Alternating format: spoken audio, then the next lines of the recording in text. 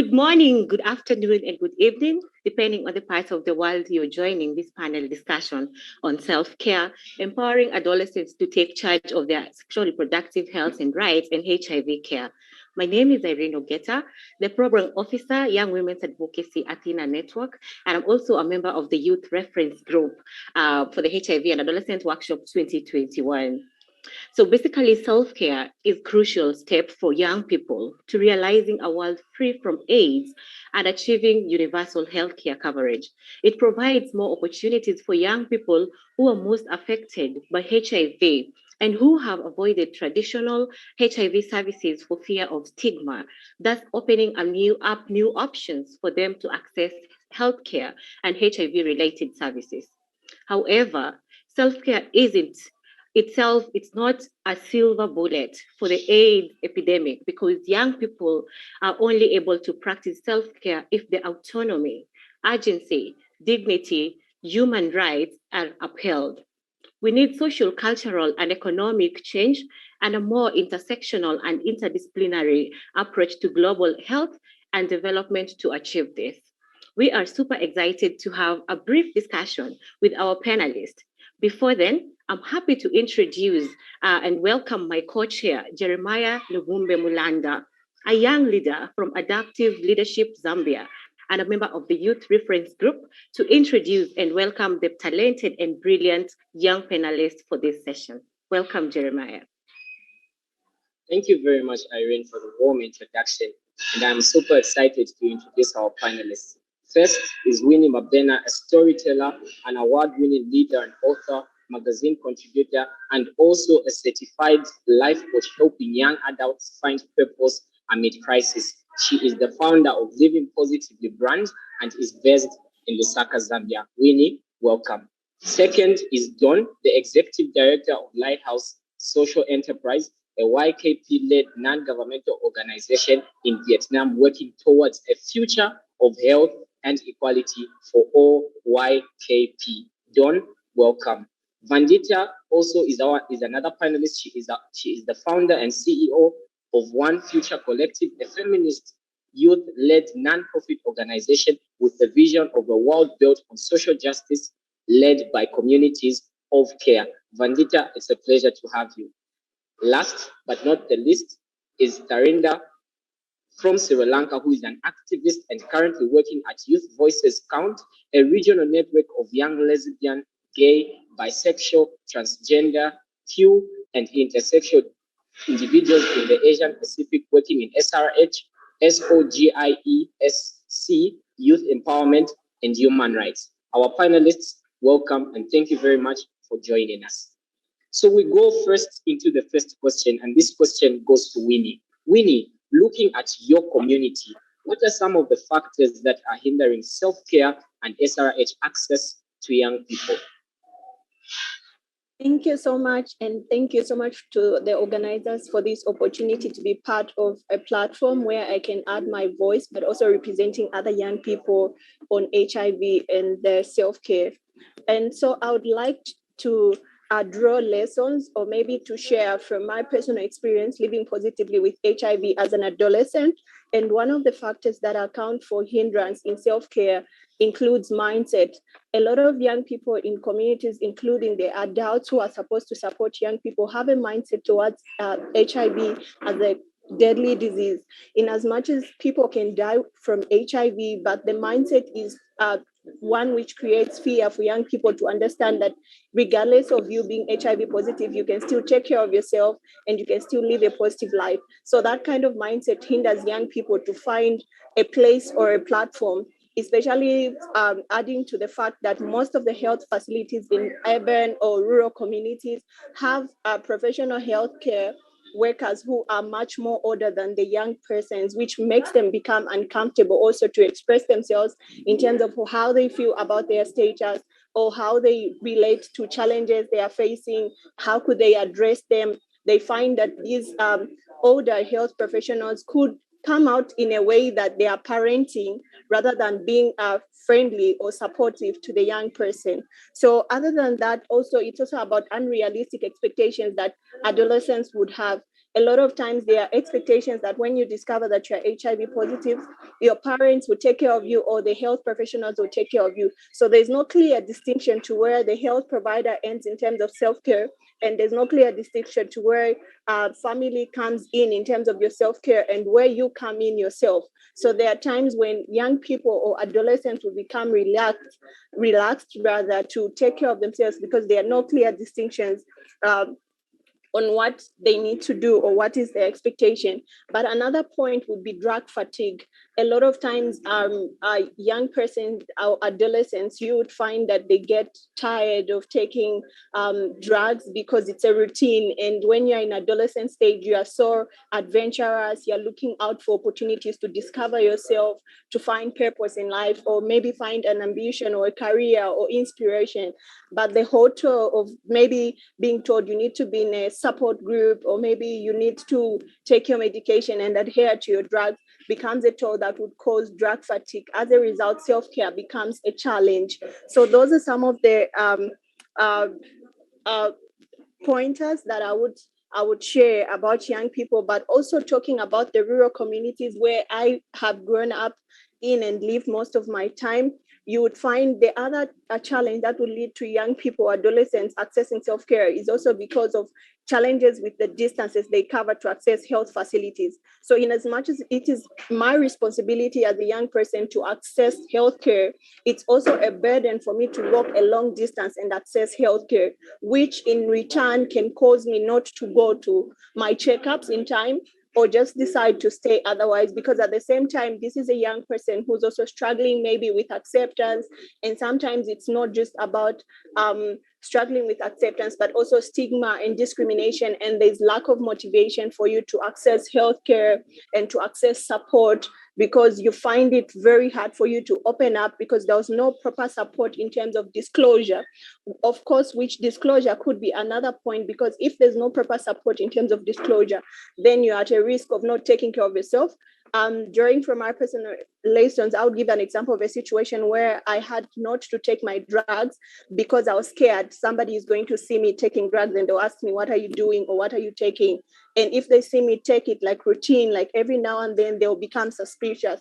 So as a result of that, it would hinder me from accessing healthcare support, or even when I have a complication, I'm so scared to come out and say, this is what I feel, or talk to my doctor, because again, I'm scared of the point I raised earlier, which is parenting. I don't want my doctor or the healthcare provider to look like a parent to me. I want somebody that I can freely open up to fight mindsets that say, for you to be HIV positive, then you are promiscuous or anything of that nature. Thank you. Thank you very much, Winnie. Now, Tharindi, I'm aware that you're working with the LGBT community. So what are some of the factors hindering self-care among the LGBT community in Sri Lanka?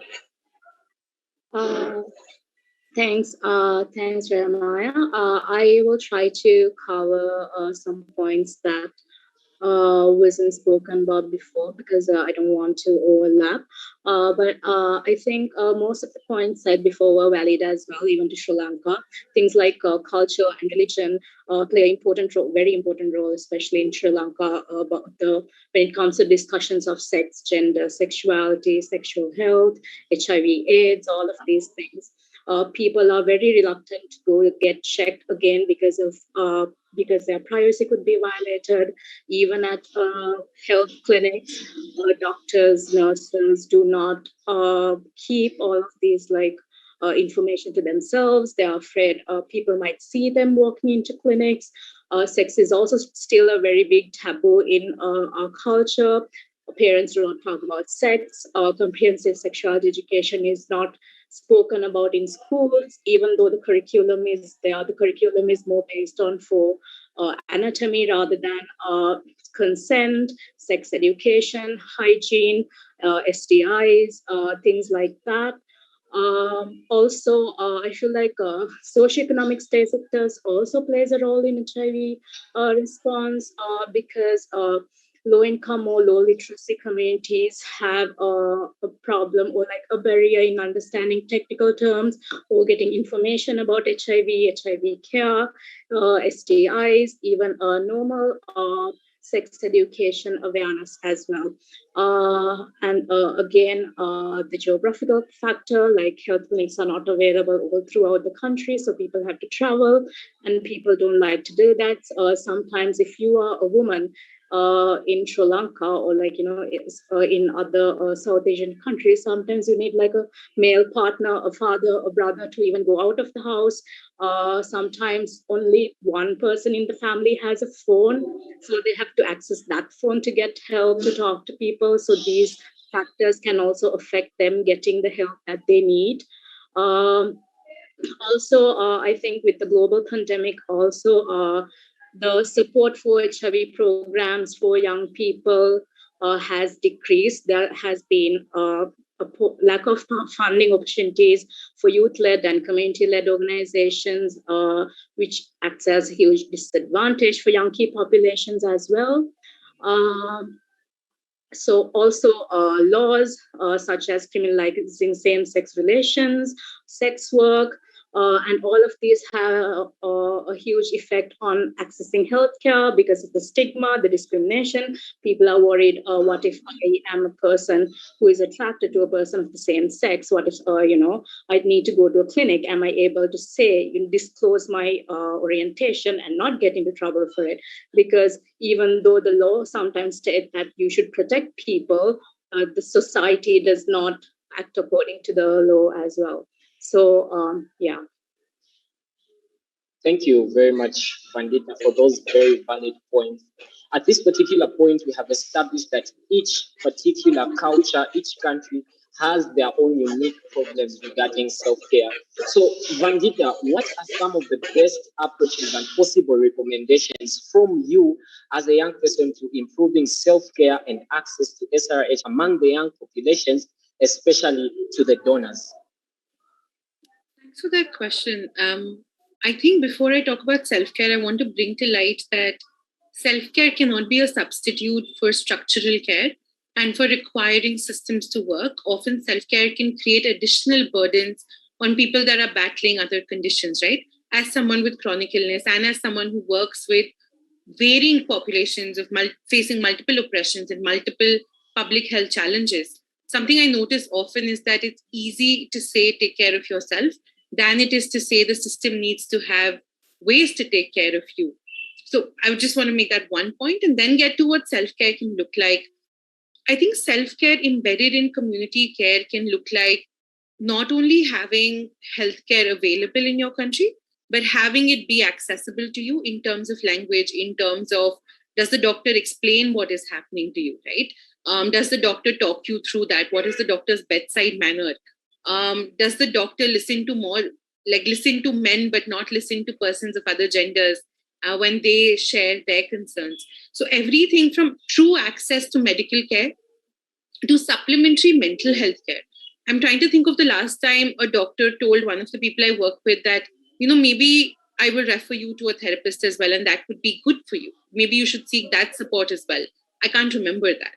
And that makes me think about how care is not very holistic and it's not supplemented to think about your body as a whole, but it's broken up in parts. And then last, of course, is thinking about what are other ways to integrate care in your everyday life. And something that I've seen work really well is thinking of this from a lens of mutual aid and solidarity. Can you create your own communities of care? Can you create systems and families that are not your chosen family that you can rely upon for multiple things? People with HIV, people with other chronic illnesses will constantly face concerns where they may not be able to do tasks like go to the grocery store, right? Or they may have days of severe illness. So they may have a bunch of those things, and you need a community that is able to step in for you when you can't.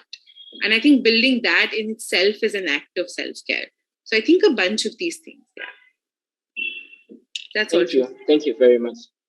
Thank you very much for those informative and brilliant points. So, Doan, I'm aware that you're working in Vietnam, and Vietnam has quite some unique cultures. What are some of the things that are hindering young people towards self-care in Vietnam in under a minute? I think Tharindi and Winnie have said very well about the factor that hinder young people to access to the self-care and also the sexual health services. I think in Vietnam, the comprehensive sex education is not accessible and available for most of the young people, and of course for the young key population as well, as including the young LGBTIQ and people who use drugs and sex worker. And I think also trying to mention about the stigma and discrimination related to gender minorities and also the people who use drugs. And young people in Vietnam are not, allowed to talk about sex, or they are often labeled as, in social sin, so they don't dare about their internal health, so the other kind of services. And I think it could be a big omission if not to mention about the lack of adequate and friendly services for young people. When a lot of people, when they come to seek the services and the healthcare provider, they don't know how to communicate with young people. They don't understand about the cultures and what young people want. So that is, I think, a very big barrier for them to access the needed services. And I think COVID-19 is bringing a lot of change and a lot of difficult for young people to access to services when they have to stay in home. A lot of people who lost their incomes and they cannot access to the services they need, and people who are on PrEP or on ARV treatment, they cannot travel to the facility to access those kinds of needed services. So that is some factor that hinders the young people in Vietnam to access services. Thank you. Thank you very much for those brilliant and informative points. We really appreciate. So now, coming to you, Winnie, we know that the government plays an important role in any given country about self-care. So what is your advice to the government in relation to self-care? Well, thank you. I think my recommendation would sound a bit unconventional, because a lot of young people, like I earlier said, are in a stage where you're looking to find who is Winnie, for example, if I'm, or who am I and what's my contribution. So there are deliberate moves that the government would make, but mostly would be much more of advocacy in terms of how can young people participate. For instance, if they are going to play soccer, could there be deliberate moves where before a match starts, they can have a conversation around self-care itself rather than adherence, because the issue is self-care, which covers adherence. Or maybe if young people want to go to sports where they can, for instance, if it's a club or anything, they want to have fun time and everything, could there be a lot of advocacy or posters around those spaces? For instance, if I find that it's time to take my medication and I'm in a club, it would look quite uneasy for me to do that. So those could be some of the strategies, but also thinking of a young adult in a rural community or an adolescent in a rural community. It's about having health facilities closer to the places where these adolescents living with HIV are, and those prone to HIV, so they can be motivated to access healthcare and also for self-care for themselves. And much more, create youth adolescent-friendly spaces, but not only that, also have adolescent-friendly health professionals. Can they be young people who have told their stories and become peers in those centers? Thank you. Thank you very much, Winnie, for those very, very important points. I know that governments out there were listening and paid particular attention to whatever you have said. Really appreciate. Vandita, what is your advice or recommendation to our donors in under 1 minute in relation to self-care? I think just invest in self-care more, right? Like stop putting in barriers in how people get access to money. Don't ask for so much reporting, just give out direct money. Research in India especially shows that direct cash transfers are often the most beneficial thing to people who need money. So trust people to make the best decisions for themselves with that money. Don't control and regulate people further. I think that's the only thing. Thank you very much. Really appreciate. Tharindi, civil society organizations sometimes are considered to be young people's best friends because they spend most of their time in these youth-led organizations. What is your advice to civil society organization in relation to self-care? What are some of your recommendations? I think civil society organizations are doing a lot of work, especially the work that the government is unable to do most of the time. So when you're having conversations about things like this, talk about decolonizing the conversations of gender and sexuality. Ensure your conversations are intersectional, intergenerational, and human rights based.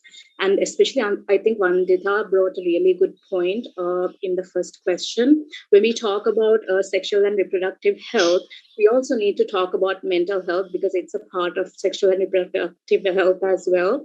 And when you talk about it for certain sexual issues such as vaginismus and stuff, you need to consult mental health professionals to help you out of the situation. And even talk about good touch, bad touch, because we're talking about adolescents. Again, most of the time they get their information or knowledge from pornography or like peers or like, what they think partners should tell them to do, what they think partners should tell them not to do, things like that. Even small basic stuff such as for people with penises to wash them after going to the bathroom, or for people with vaginas to not use feminine products or soap when you're washing down under, because it could result in yeast infections or things like that. I think these are very important. Also, when you're having like sessions or workshops at places, especially rural areas and stuff, try to see if you can accommodate sanitary products, because I know in Sri Lanka, in rural areas, people still use things like cloth when they're menstruating. And because that is also a concern of sexual and reproductive health, we also need to worry about how well these people are taking care of themselves. How are young girls being educated? Are they going to get tested? Are they too scared to get tested? And also maybe direct them to websites or places that they can have youth-friendly information available. Thank you very much.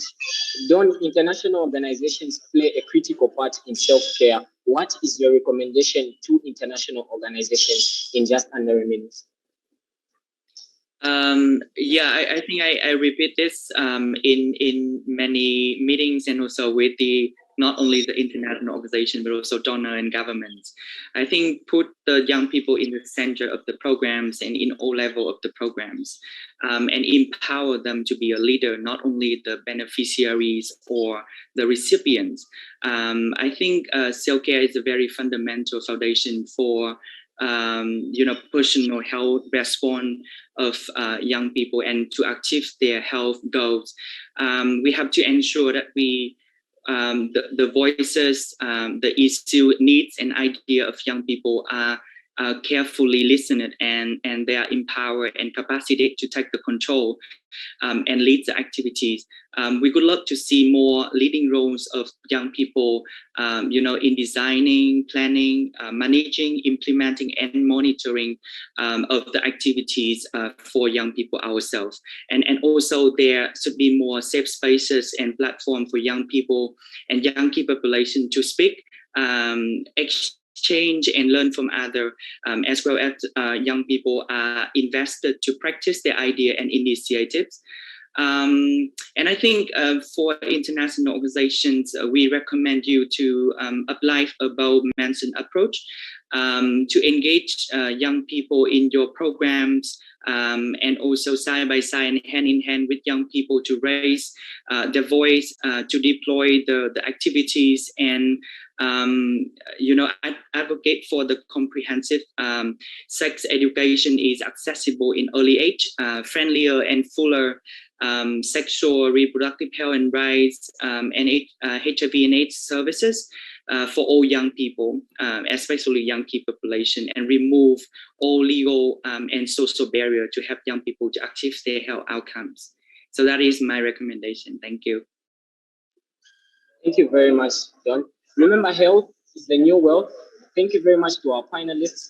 And I'll hand over back to my co-chair.